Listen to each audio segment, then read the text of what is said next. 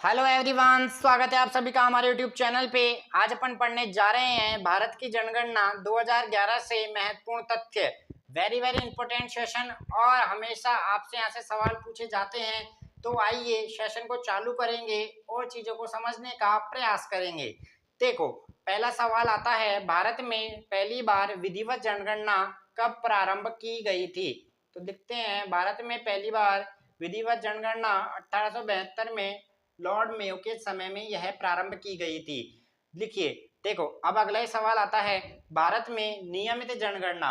तो देखो, आप शब्दों पे ध्यान देना, बहुत बार आपको कंफ्यूज करेगा। यहाँ पे क्या है, नियमित जनगणना, और यहाँ पे क्या है, विधिवत जनगणना। तो दोनों सवालों को आपको ढंग से पढ़ना है, कल भी आपको बताया गया था। तो भारत में पहली बार विधिवत जनगणना 1872 में मेयो के शासन में हुई थी, और भारत में नियमित जनगणना की शुरुआत 1881 में लॉर्ड रिपन के समय में हुई थी। लॉर्ड रिपन के समय में हुई थी। तो यह दोनों पॉइंट आपको याद रखने हैं, यहाँ से आपसे पूछ सकता है क्योंकि। ठीक है, आइए आगे बढ़ते हैं और चीजों को समझने का प्रयास करेंगे। देखो, आजाद भारत में पहली जनगणना कब हुई थी? आजाद भारत में पहली जनगणना कब हुई थी? यह लिखिए, आजाद भारत में पहली जनगणना 1951 में हुई थी, और जिसमें कितने प्रकार के सवाल पूछे गए थे लोगों से? 14 प्रकार के सवाल पूछे गए थे। ठीक है, जैसे आप 2011 में आपने जनगणना देखा होगा, तो लोग वो रजिस्टर लेके आते हैं, सवाल पूछते हैं कि आपके परिवार में कितने सदस्य हैं, सबका क्या काम है, कितने बच्चे हैं, कितनी महिलाएं हैं, कितने वयस्क है, सबके बारे में उन्होंने विभिन्न प्रकार के सवाल पूछे गए थे। सबसे इंपॉर्टेंट बात आती है अब आगे, आइए, जनसंख्या का महाविभाजक वर्ष कहलाता है। तो वेरी वेरी इंपॉर्टेंट वर्ड है, महाविभाजक वर्ष कहलाता है। तो आपको याद रखना है, जनसंख्या का महाविभाजक वर्ष कौन सा है? 1921 को जनसंख्या का महाविभाजक वर्ष कहा जाता है। तो देखो, पहला सवाल, भारत में विधिवत जनगणना की शुरुआत लॉर्ड मेयो के समय में 1872 में। नंबर दूसरा सवाल, भारत में नियमित जनगणना 1881 लॉर्ड रिपन के। ठीक है, यहाँ तक की बातें क्लियर हो चुकी है। अब बात करेंगे भारत में पहली जनगणना स्वतंत्र भारत में, आजाद भारत में 1951 में, जिसमें कितने प्रकार के सवाल पूछे गए थे? 14 प्रकार के। जनसंख्या का महाविभाजन वर्ष कौन सा कहलाता है? 1921 का। कौन सा? 1921 का। आइए आगे बढ़ते हैं। देखो, वही जनसंख्या का महाविभाजक वर्ष अब यहाँ पे आपसे पूछ सकता है। देखो, इसको समझने का प्रयास करेंगे क्योंकि इंपॉर्टेंट है। आइए बात करेंगे आगे। देखो, यहाँ क्या शब्द है? ऊपर, ऊपर वाले सवाल में क्या शब्द आया था? आपको नोटिस करना है। एक सेकंड,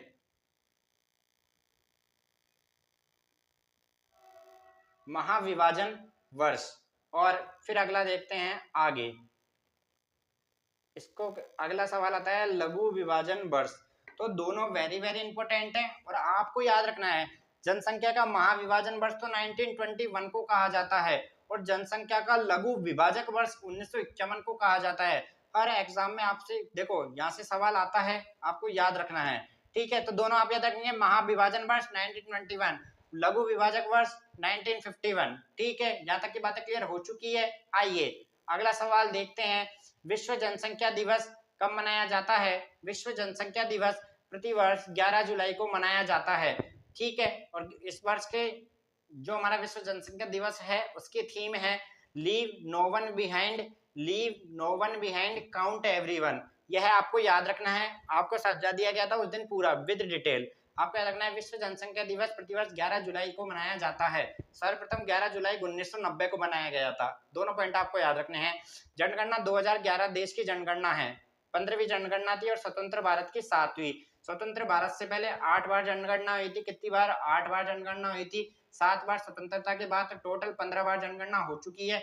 2011 की जनगणना 15वीं जनगणना थी, और स्वतंत्र भारत की 7वीं जनगणना थी। यहाँ से जितने भी सवाल आपको बता दिए गए हैं। आइए, जनगणना 2011 में कुल कितने प्रकार के प्रश्न सम्मिलित किए गए थे? तो आपको याद रखना है, कुल 29 प्रकार के प्रश्न सम्मिलित किए गए थे। 2011 की जनगणना के अनुसार देश की कुल जनसंख्या कितनी है? 121.08 करोड़। आपको यह डाटा याद रखना है क्योंकि आपसे पूछता है। आपको फिर कह रहा हूँ, आपको जो डाटा याद रखना है वो तो आपको याद रखना ही पड़ेगा। 121.8 करोड़ इसकी हमारे देश की जनसंख्या थी 2011 की जनगणना के अनुसार। ठीक है, अब बात करते हैं विश्व की जनसंख्या का भारत में है कितना परसेंट है? परसेंट वेरी वेरी इंपॉर्टेंट है, इस बात का आप लोग ध्यान रखेंगे।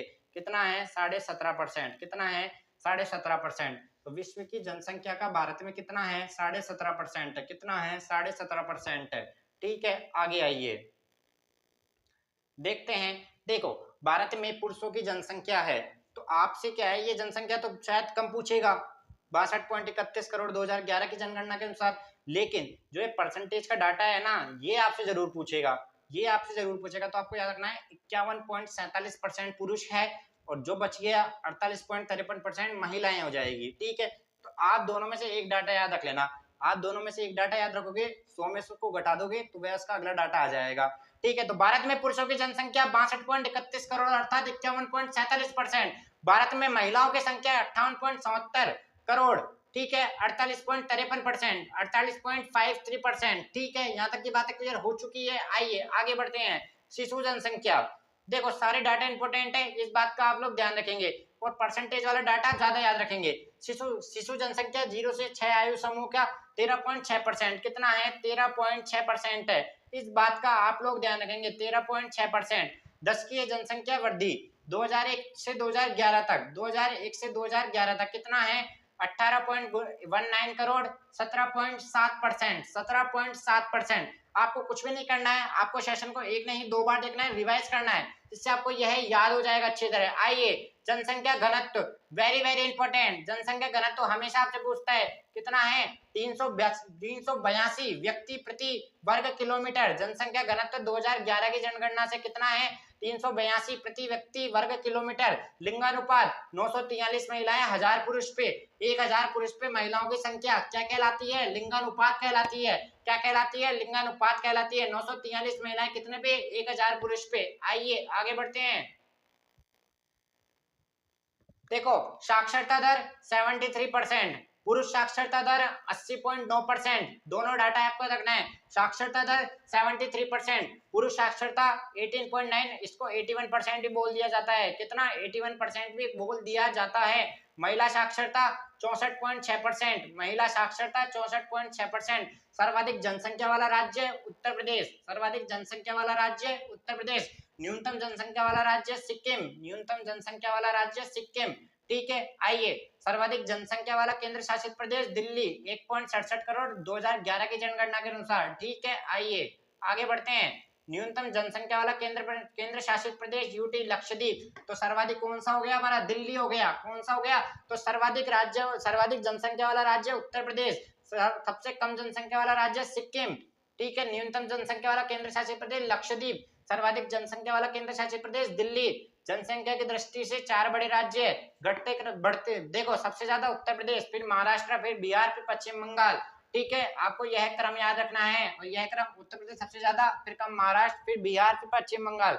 पश्चिम बंगाल पूछ सकता है, चौथे नंबर पे है, आपको याद रखना है। आइए आगे बढ़ते हैं।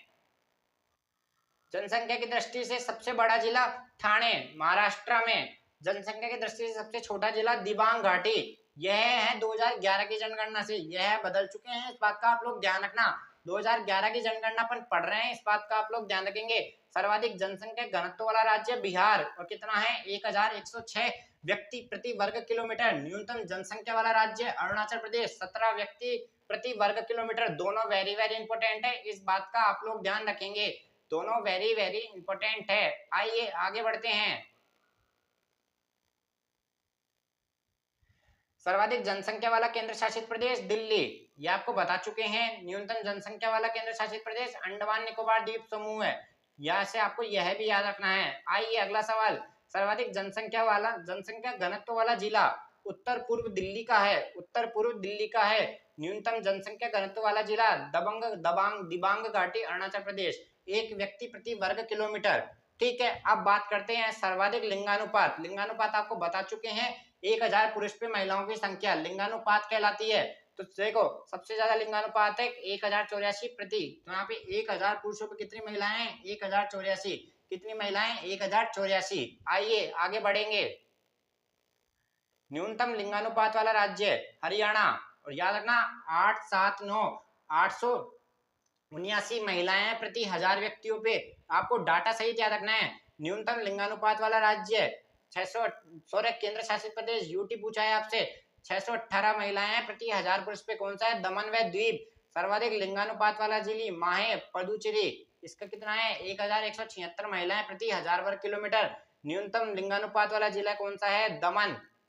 533 महिलाएं 1000 पुरुष पे। सर्वाधिक साक्षरता आपको बता दी गई है, केरल की है, कितनी है? 94%। कितनी है? 94%। न्यूनतम साक्षरता वाला राज्य बिहार है। कौन सा है? बिहार है। आइए आगे बढ़ते हैं। देखो अब बात करेंगे न्यूनतम साक्षरता वाला केंद्र शासित राज्य कौन सा है? लक्षद्वीप है। सॉरी सॉरी, सर्वाधिक सर्वाधिक, यहां से आप पढ़ेंगे सर्वाधिक साक्षरता वाला केंद्र शासित राज्य कौन सा है? लक्षद्वीप। कौन सा है केंद्र शासित राज्य? लक्षद्वीप। न्यूनतम साक्षरता वाला केंद्र शासित प्रदेश कौन सा है? दादर और नगर हवेली। यहाँ से आपसे यूटी पूछा है, इस बात का आप लोग ध्यान रखेंगे। क्या पूछा है आपसे? स्टेट पूछा है, यूटी पूछा है। सर्वाधिक साक्षरता वाला जिला सरचिप मिजोरम में 96.76%। न्यूनतम साक्षरता वाला जिला कौन सा है? अलीराजपुर मध्य प्रदेश 37.22%। ठीक है, ये देखो, तो यह है आज का हमारा छोटा सा एक टॉपिक था जिसमें अपन ने बहुत सारी चीजें समझने का प्रयास करा। देखो वेरी वेरी इंपॉर्टेंट है, आप कोई सा भी एग्जाम देने चले जाना, यहाँ से आपको सवाल मिलता है। तो अपन कल मिलते हैं ऐसे एक नई वीडियो के साथ, बहुत सारी जानकारी के साथ। चैनल को प्यार देते रहिए, like share subscribe. Thank you, धन्यवाद, नमस्कार।